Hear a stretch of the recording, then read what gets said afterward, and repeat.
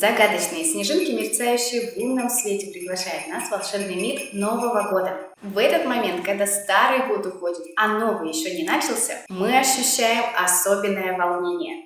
Давайте разделим этот прекрасный момент и рассмотрим варианты поздравлений с Новым годом и Рождеством на испанском языке, чтобы вы могли поздравить испанских друзей, коллег по работе, либо близких с этим праздником. Но перед этим, пожалуйста, нажмите на палец вверх и подпишитесь, если вы еще этого не сделали.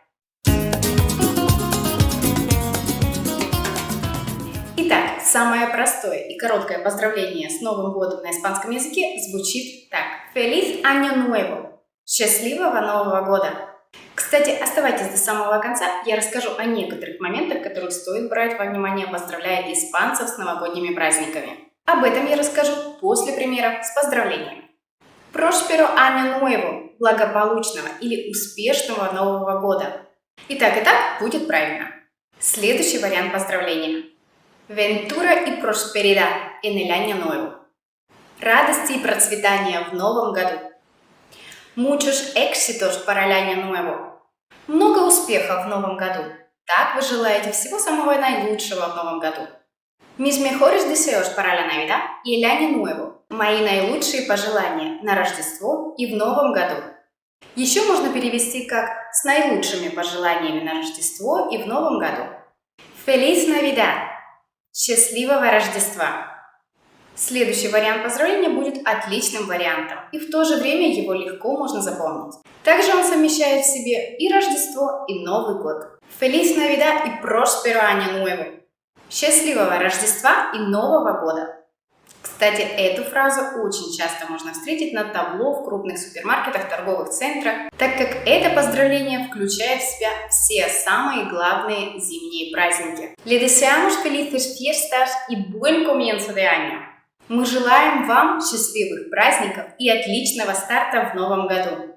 Этот вариант поздравления более формальный, но все равно он несет тепло и хороший посыл. Поэтому я рекомендую это поздравление для малознакомого вам человека, коллеги по работе, а также начальника. Также эта фраза будет отлично смотреться на открытке, либо сопровождающей карточки к подарку. А вот еще одна классная фраза, которую используют очень часто, когда прощаются, перед каникулами, отпусками, либо вообще праздниками в общем. Эту фразу можно использовать как с друзьями, коллегами, начальником, а также малознакомыми вам людьми. Поэтому это универсальная фраза, и она подходит абсолютно всем. Felices fiestas! Счастливых праздников! Коротко и просто. И вы ее можете сказать после слова adiós. То есть, когда вы прощаетесь, когда кто-то уходит, они говорят вам в ответ adiós, вы говорите тоже adiós и желаете человеку хороших, счастливых праздников Нового года и Рождества. То есть, felices fiestas! Кстати, в этом году я публиковала несколько видео на тему подборка зимних слов, а также других видео, которые вы найдете на тему Нового года и Рождества и вообще рождественских праздников. Ссылки у вас высвечиваются сейчас на экране, поэтому переходите, либо можете посмотреть их после этого урока. Также ссылки вы найдете в описании. А теперь давайте перейдем к поздравлениям, которые будут отлично смотреться в письменном виде. А также эти фразы можно использовать как тост за столом. Тут уже вам решать.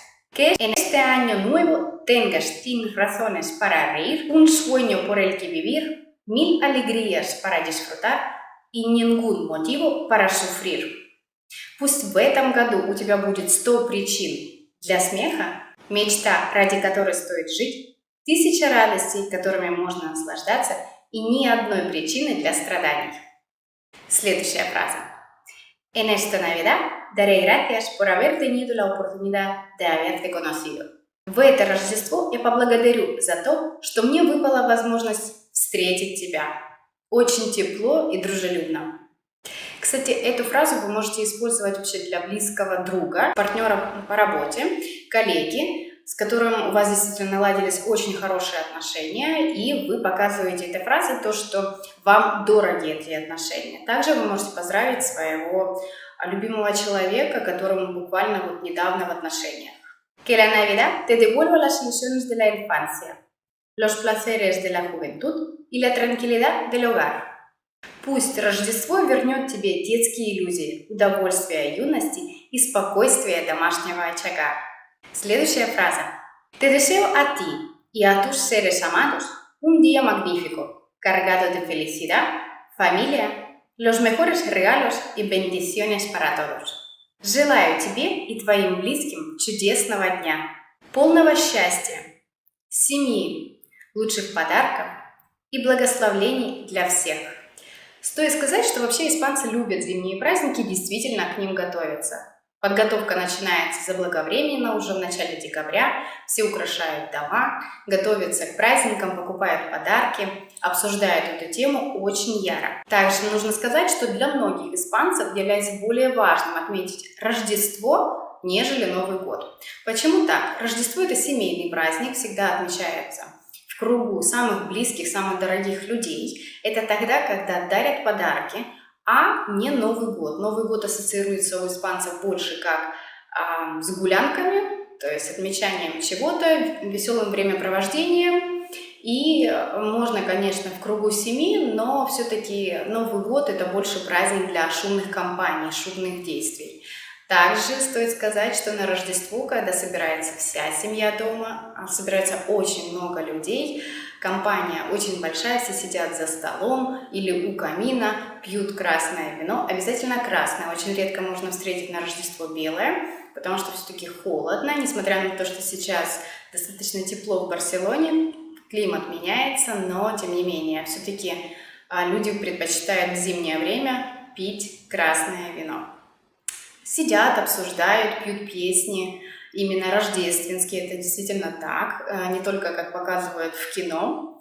Испанцы действительно за столом могут спокойно напевать какую-то мелодию, вспоминать какие-то стихотворения. Это действительно так и присутствует. Кстати, я сейчас готовлю следующее видео для вас, как по-настоящему испанцы отмечают Рождество и Новый год, и как они к этому готовятся.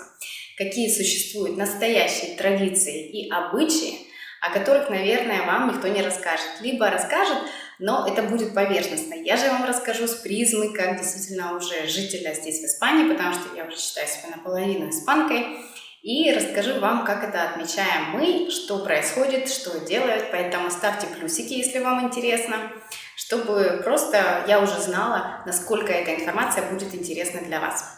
А на сегодня я прощаюсь с вами. Спасибо, что вы досмотрели до конца.